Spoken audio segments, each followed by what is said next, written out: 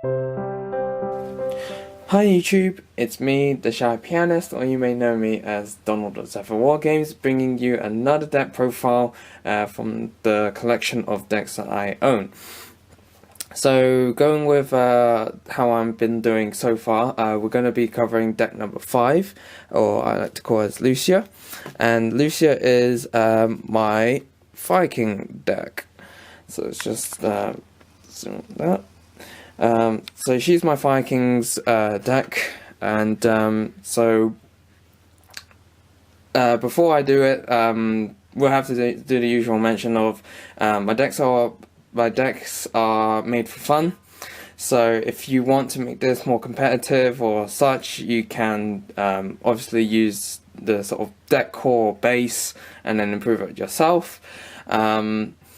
Apologies for camera quality if the picture's a bit more blurry, as I have to like zoom in for the cards and stuff. But that's the stuff I have to say out beforehand. Anyway, onto the deck profile. So this is deck 5 Vikings. So starting straight off strongly, the deck runs 3 Viking High Avatar Druidics. This is the main boss monster of the deck. If it's destroyed by card effect during the next standby phase, you special summon it and then destroy all other monsters on the field. If it's been destroyed by battle, you can use special summon 1 Viking monster from your deck except for itself. So basically the idea of the deck is that you get one on the board and then get another one on the board by destroying it with card effect, so it will trigger, and then the first one will destroy the second one by card effect, and each standby phase you do a loop of destroying monsters on the field. So this is the main boss monster. On to the other Vikings. Play the 3 Viking Avatar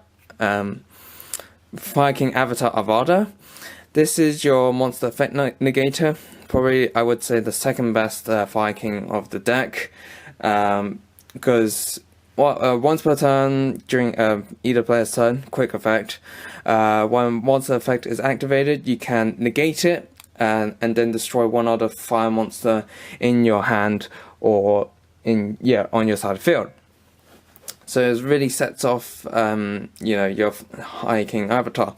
Its second effect is if it's been destroyed, so whether by battle or by card effect, you can target one beast warrior or winged beast or beast fire monster in your graveyard, except for Avada, and special summon it. Its effects are negated, but destroy it during the end phase, and you can only use each effect once per turn. So it's basically just like the spell Onslaught of the Vikings. Well, the Vikings, if they're negated for the turn, have been destroyed by a card effect, they will special summon or activate their effects in the next standby phase. So that's important to remember that as well. So this is basically a great monster effect negator and combo piece in most of your plays. Next, we have 3 Viking Avatar Barong. This is your searcher for your Viking spells and traps. So if it's been destroyed by a card effect, during the next standby phase, you can add 1 Viking card. Now, I do say it's for your spells and traps mainly, because it's what I usually go with, but you can search your monsters as well. And its other ability, or really its first ability, is if a face-up Viking monster you control is destroyed by a card effect, except during the damage step, you can special summon this card from your hand. So allowing you to search any Viking card from your deck if it's been destroyed by a card effect is really nice to have. Next, I played the 1 Viking Avatar Yashka. Yashka. Its first effect is if once again, like Barong, if a face-up Viking monster you control has been destroyed by a card effect, you can special summon it. Its other effect is if it's been destroyed and sent to graveyard, you can destroy 1 card in your hand or you control. So you can only use this effect once per turn. So essentially, starting off for deciding what you want to pop and starting off for your next standby phase effects and such. So I play the 1, mainly because you've got now like more support to then sort of trigger off high avatar Grinix rather than rely on Yashka. So, but he's still nice to have in the deck anyway. And next for the Vikings, I play 3 Viking Avatar Grinix. Now this is sort of the baby version. If once again, like Yashka and Barong, if a card's been monster Viking you control has been destroyed by card effect, special summon it. Its main ability is if this card's in your possession has been destroyed by opponent's card, either by battle or card effect, you can special summon 1 Viking Avatar from your deck. Now note it does say Viking Avatar, meaning you can't special summon high Avatar Grinix. And essentially this allows you to float through the copies and then, if need be, give you protection on top of everything else. For the last of the Vikings, I played the 1 Viking Avatar Kirin. Just like the others, Viking has been destroyed by card effect, special summon this card. And its main effect is if it's been destroyed and sent to your graveyard, you can send 1 fire monster from your deck to graveyard, allowing you to set up for combo plays with Circle of the Vikings and of the like. But I play the 1 just to, if it needs be, you can send your Viking high Avatar Grinix to grave. Originally this was to send Blaster, Dragon Ruler, the fire Dragon Ruler, and basically go off from there. But now that it's banned, this main purpose is to send high Avatar Grinix. Now, for my personal attack on choice of monsters for the rest of the deck, I play 2 Hazy Flame Sphinx. This card can't be targeted by opponent's card effects, and its main ability is you declare a card type, monster, spell, or trap. If you guess it, and you mill the top card of your deck. If it's the type you guessed correctly, you can then special summon 1 fire monster from your hand or graveyard. Mainly it allows you to extend some funny plays, or like the fact that it's a 19-beat stick is not really great in its regard, but the ability to able to special summon a fire monster from hand or grave is really nice to have. Yeah. So that's that. For other level 4s, I play, well, I might as well go with these 2. 2 Solar Flare Dragon. If you ever find yourself in a stall game, having Solar Flare Dragon is nice to have. During the end phase, you burn your opponent for 500 attack, and if another Pyro monster is on the field, it can't be selected as an attack target.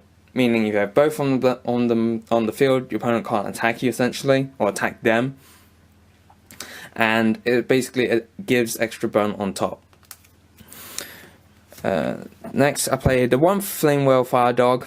If it destroys the opponent's monster by battle, you can special summon 1 fire monster with 200 or less defense from your deck, except for itself. Now, thing to note here is that the level 4 Barong, Yashka, and Nevada all have 200 defense, so this sort of combos well in a way with it, and basically give extra damage in the battle phase. And last of the monsters, I played the 1 Neoflame Hedgehog. It's a level 3 tuner. Ideally, its purpose is to just go to Black Rose and set off combos, effects really. Its effect is that if it's been destroyed by battle, you can target 1 card in your opponent's graveyard and move it from play, so like a DD Crow. And if this card has been destroyed by card effect, you can target 1 fire monster with 200 less defense in your graveyard and add it back to your hand. So it has both uses when it's destroyed by battle or by card effect, and it's a level 3 tuner, which I felt was nice to have options with. So that's it with the monsters. With the spells, you have to play Triple Onslaught. This is a card that if your opponent controls a monster and you control no monsters, you special summon 1 beast or beast warrior or winged beast type monster from your deck. Effects are negated and it's destroyed during the end phase. You can only activate 1 per turn. So you basically go second, activate this, summon your high avatar, Now you can attack with it, but you know, if they destroy it by battle, then you're not really getting the result you want. So usually you get this out and then proceed to end phase, it gets destroyed, and then during your opponent's next standby phase, it will revive itself and destroy all monsters on the field, except for itself. Next, for other spells of the Fire Kings, I play Triple Circle of the Fire Kings. This is a great combo into the loop, because what you do is you target one fire monster you control and one fire monster in your graveyard. You destroy the one you control, and if you do, you special summon the one from your graveyard. So this is what I mean by your loop. You destroy one, to then revive the other, and then during your next standby phase, it will loop again. Right, so the next spell for the Fire Kings, I play 2 Fire King Island, their field spell. Its effect is if this has been sent face up in your field zone, has been sent to the graveyard or banish, you destroy all monsters you control, basically setting off your Fire Kings, and you can only use one of each of the following effects once per turn. So first effect, if during your main phase you can destroy one monster in your hand or you control, you can add one Fire King monster from your deck to hand. And its second effect is if you control no monsters, you can special summon one Fire Wing Beast type monster from your hand. So essentially what this means is that allowing you to destroy your Fire Kings in hand to then add the Fire Kings you need. And then the second effect is to just special summon out High Avatar Grunix onto the field. You can play Terraforming, but you can search this with Barong, so I choose not to. And then onto your staples, one Raigeki for board wipes, one Dark Hole to sort of board wipe again and set off your monsters, one Monster Reborn, and I played the one MST. You can play like Cosmic Cyclone and Twin Twisters in its regard. I don't run a lot of back row destruction in this deck, as even if you know your monsters get destroyed by back row, they will trigger off. So there's something to sort of consider in that as well. But this is personally my choice of how I go with things, so that's that. And onto the traps, I play triple Torrential Tribute. This card's at 3, it's very nice for the deck, nice to have. And probably one of my favorite traps for this deck is I play triple Kickfire. Now, it is essentially a wave motion cannon. You activate it, and then while it's face on the field, each time, once per turn, each time whenever a face up fire monster or monsters is destroyed by a card effect, hence the fact that, you know, this is the theme of the deck, to be destroyed by card effects, you place one counter on this card. And then for each destroyed fire monster. So, you know, as it says, if you have 5 fire monsters you control have been destroyed by card effects, you put 5 counters. Now what's the really nice effect is that during either player's standby phase, you can send this card to the graveyard and then inflict 1000 damage to your opponent for each counter. So if you manage to get out the loop early on and have a kick fire, you essentially give your opponent 4 turns well, I guess 8 turns in a way, or how you consider it. So because one counter on your turn, one counter opponent's turn, so your opponent has 4 turns, you have 4 turns, and then, you know, the next standby phase, that's 8000 damage. I really love this tech, and as it really goes with the theme of the deck, to destroy your monsters by card effects, and it's really nice to do a lot of burn damage when you're going for a stall game, which can happen. And to round up the traps, I have to play 2 backfires just so to add up the additional burn. And it has won me a locals match once before, which was actually quite funny. So that's the main deck. In terms of tech and choices, I'll go over that in the second video, as I've been doing. Now onto the extra deck. Fire Kings don't really rely heavily on the extra deck, so it's really, you know, relying on them to be on the field to then be destroyed and to then activate effects. But anyway, for the extra deck, I play, as I mentioned, play the one Black Rose. Great to just board wipe if you really need to. And yeah, I play the one level 3 tuner, and you can special summon it with Fire Flamewell Dog. Though yes, you're probably going to argue that, you know, I'm going to have to hard draw it into the Fire Dog anyway. But yes, if you can get a Black Rose out, it's nice to have. And the other synchro I play is Coral Dragon, because you do have level 3 monsters, and if you do find yourself, well, in my build that I've been playing, I found myself to like need to synchro up into Coral Dragon to not only like pop problematic cards or such, and also the fact that you get a 1 draw as well is really nice to have. For the XYZs, it's very unlikely, but I have these as options whenever you go in with double Hazy Flames things. You can take these out if you're going to take those out as well.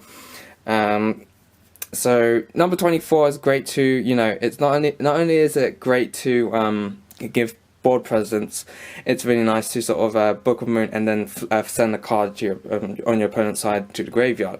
Now do note that number 24 won't trigger off if you destroy it by your own card effects. So there's that as well. Photon Strike bounces to negate your opponent's card monster effects, and just for the one use really. The rank 4s is very generic. You can go any way you want with this. So I go with the full Utopia Lightning package, because while Fire Kings have very great effects in destroying by card effects, they sort of lack in terms of power of attack points. So Utopia package as well as Dark Rebellion XYZ Dragon is sort of to compensate that in a way. And because Dark Rebellion is you know, one use only, you don't have to really worry too much about it being destroyed by card effect.